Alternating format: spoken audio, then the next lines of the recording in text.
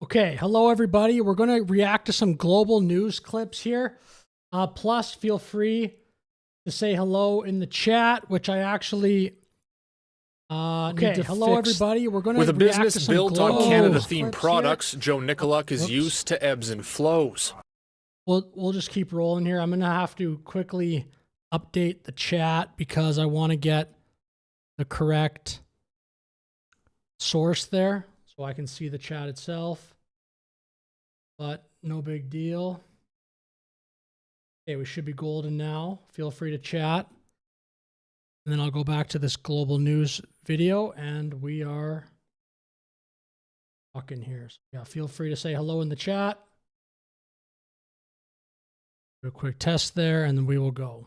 Products, Joe Nicoluk is used to ebbs and With a business built on Canada-themed products, Joe Nicoluk is used to ebbs and flows. Things come and go with different events and military events and sporting events and Canada Day, of course. But over the past year, the O Canada Gear owner says those cycles have been thrown off.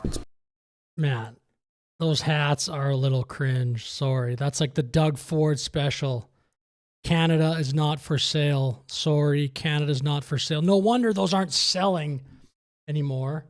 That would have been attractive to like the elbows up crowd for maybe 2 months, 6-7 months ago. Cycles have been thrown off. It's been a big push for pro-Canada. We've had the different referendums going on. So yeah, it's been a big boost for Canada pride. One of the biggest drivers is U.S. Are people still doing that though? Is that still a thing? President Donald Trump's comments about Canada. Last winter, Trump started calling Canada the 51st state during early tariff talk. That launched a national push to buy Canadian and drove people looking to rep the Maple Leaf into Nicoluk's store. Which is incredible because remember in 2021, I think it was, or maybe 2020, when people were trying to cancel Canada Day, saying like, oh, maybe we should reflect, and are we just a bunch of colonialist scumbags? Then Trump comes into office, and all of a sudden everyone wants to be patriotic again. A year ago, it was just crazy when things were going on. New data from Ipsos shows those shopping trends have changed over the past year. At first, it was a bit of shock and anger at what had happened in the U.S. and some emotional reaction. And then that developed slowly into more of a pragmatic approach. Ipsos finds people are now prioritizing cost at the cash register, not where a product is from. No kidding. Of course. Of course, this is only going to last for as long as people thought they could get social status from virtue signaling about it, which that can't last for very long. But the data shows Canadians are still changing their spending. And among that subgroup, that is those leisure travelers who are going to travel internationally or within Canada, half of them had replaced a trip to the U.S. with a trip somewhere else. Different habits showing how Canadians now view their relationship with America. That trust measure right from February until now has really remained stable, around 55%, saying that they can't trust the Americans the same way. Wow. Again, changing their minds about how they do business with the rest of the world. People wearing the maple leaf, and yeah, it's been positive. Eric Bay, Global News. That is sort of interesting that those like souvenir shops probably did get a boost from the elbows up, or really just Trump, I guess, and the elbows up stuff. But Trump trolling Canada did help a lot of those probably souvenir shop people. We'll look at this one here. After Chrystia Freeland's departure, Liberals 2 seats shy of a majority. But the person that replaces Chrystia Freeland almost guaranteed will be a Liberal, though, because her seat, University, I think it's University of Rosedale, has like Chrystia Freeland would have won that seat by so much. Yeah, take a look at this here. Election results in University of Rosedale. That they're not even close. So I think this is basically saying the Liberals got over 60% of the vote share. I mean, They could put anybody in this seat, I think, and win. That's right in downtown Toronto. I think that's Kensington area, maybe. Somewhere around in there. It is literally downtown Toronto, so this seat is so safe. There'd be so many libs in that area. After Mark Carney spent much of the election campaign trying to differentiate himself from his predecessor, Justin Trudeau's former deputy prime minister is now leaving his cabinet. Having Ms. Freeland move along to a new opportunity internationally frees up the space for some new voices and perspectives within the Carney government here in Canada. Chrystia Freeland's resignation will trigger a by-election to fill her vacant seat, coming as early as March, with Carney saying there will be more departures to come. There'll be a few by-elections coming up, and we'll run great candidates, and the people in those ridings will decide who they want to send to Parliament. Carney did not elaborate on who may be leaving or when, but two names widely speculated on Parliament Hill to be departing are Trudeau-era ministers Jonathan Wilkinson and Bill Blair. But even if all current MPs were to stay, Freeland's exit still leaves Carney 2 seats shy of a majority government. It will be extremely difficult for the Liberal government to achieve its very ambitious agenda without a majority in Parliament to get key legislation passed. The Liberals poached former Conservative MPs Chris d'Entremont and Michael Mah last year, and efforts are seemingly ongoing to grow the caucus. Conservative MP Scott Anderson says he has been approached by the Liberals to cross the floor and turned them down, saying it'll be a cold day in hell before I even consider betraying my constituents. Good, man. Come on. There needs to be way more people like that. That is so based. It's just so... Yes, it's based, but... that should be expected, I think. You shouldn't just flip seats. But it's not just the Conservatives. Interim NDP leader Don Davies says the Liberals have also approached his MPs, including Nunavut MP Lori Idlout, who said earlier this week she will not be crossing the floor. Carney has denied his team is on the offense. They came What? to us. They were interested in, they were attracted by what the government is doing. This is a positive vote for the government, supporting the government at a crucial time for our country. The government will need opposition support in order to pass any new legislation, including the budget, which will likely be challenging with the Liberals trying to poach from the other parties. Jillian Piper, Global News. Interesting, I suppose. Minneapolis ICE shooting. I don't think that...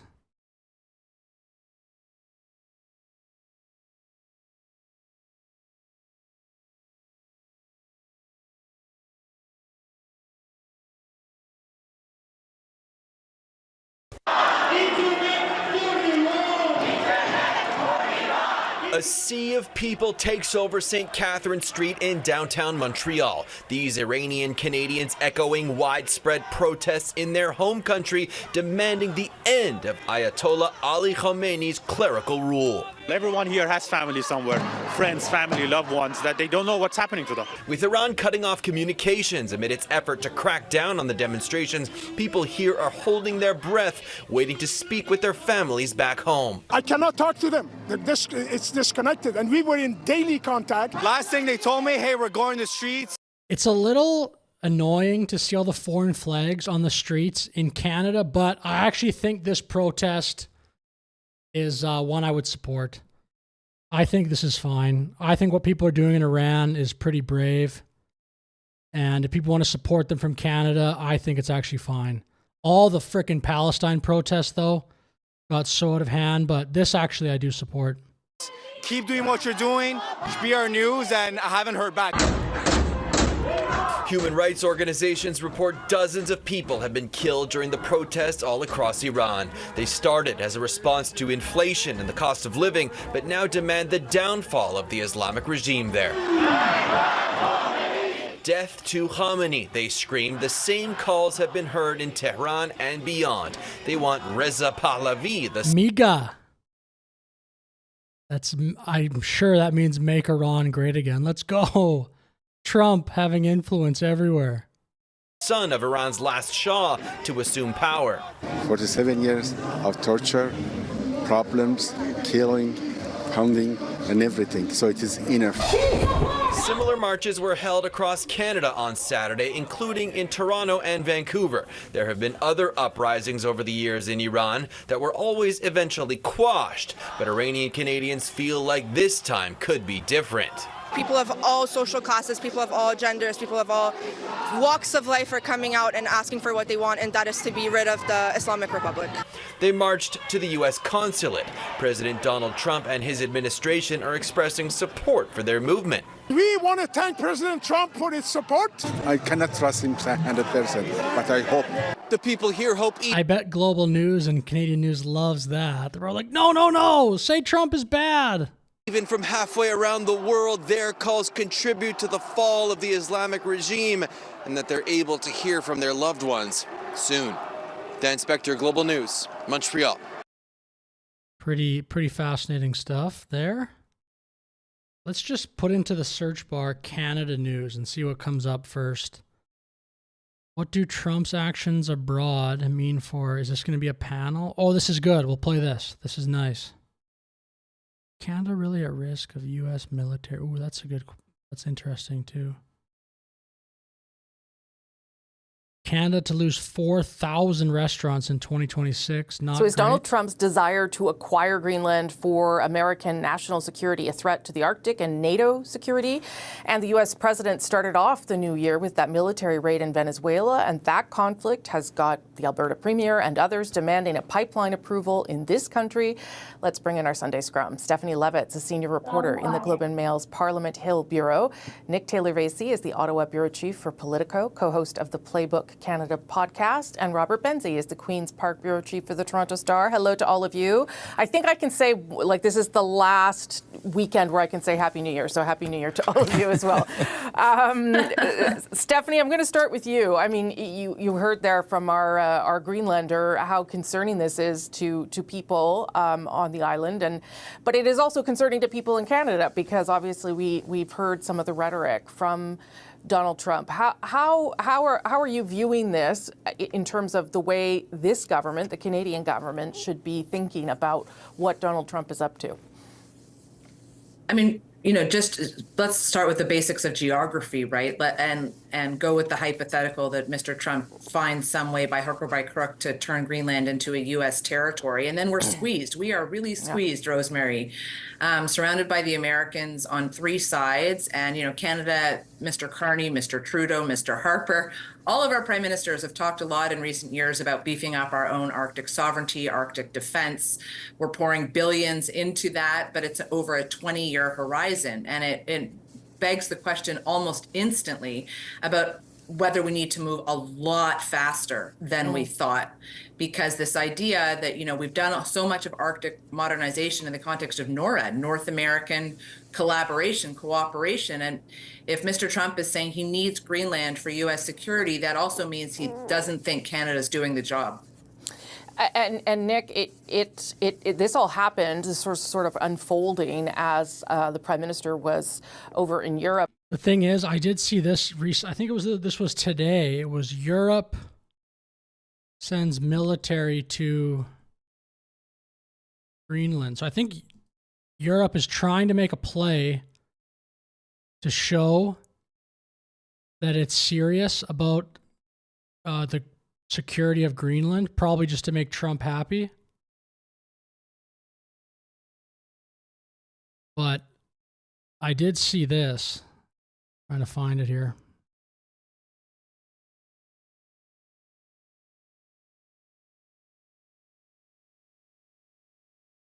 What the heck? How is that not going up?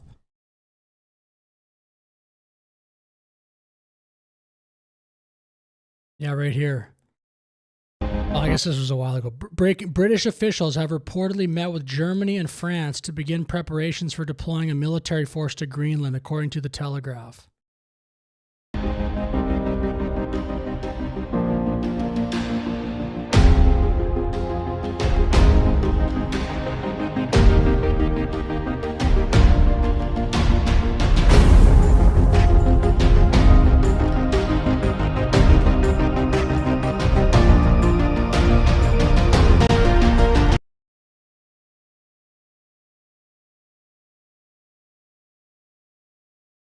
So is Donald Trump's desire to acquire Greenland for American national, suggesting that this means that Canada needs an oil pipeline urgently?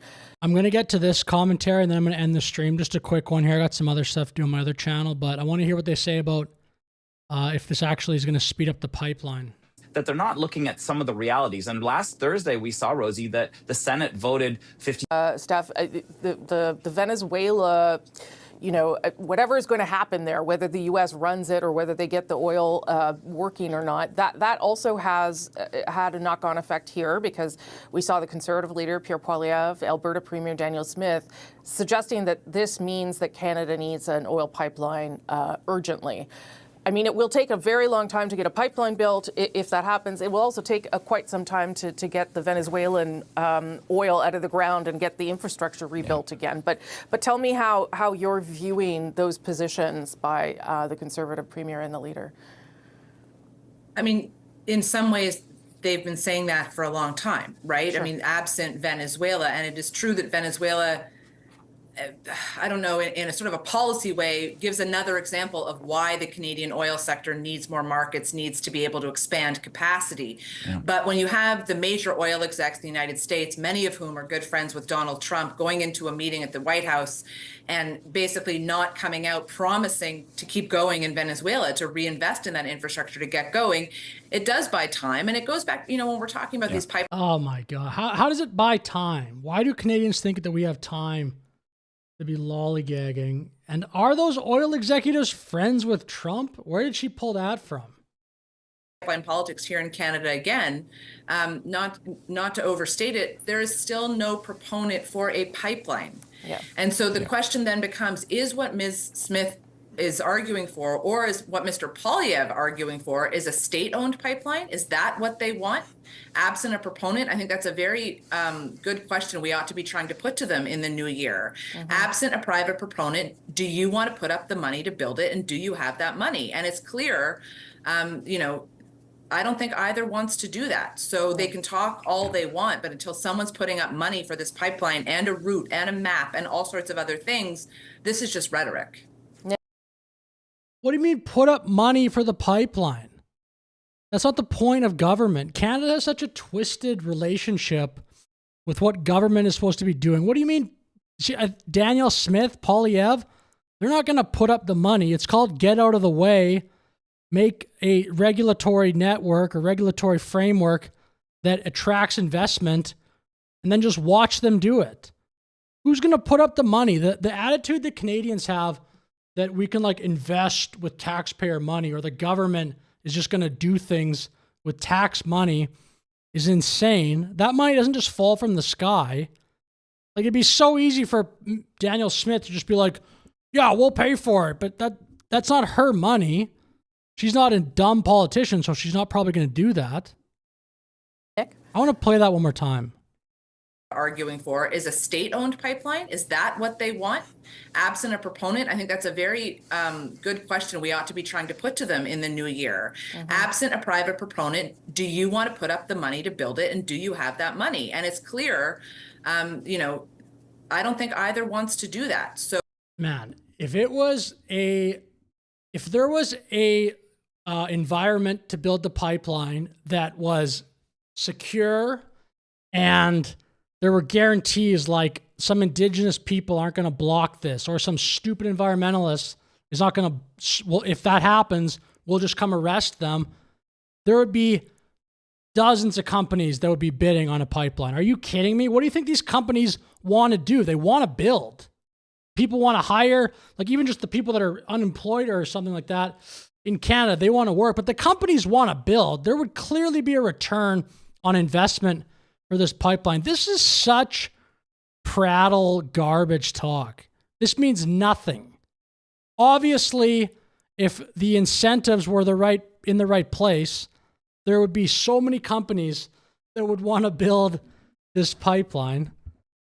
It would obviously be profitable. Even if it wasn't, the government could throw in incentives to make it profitable or subsidize it a little bit. That people, I think, would generally be fine with that.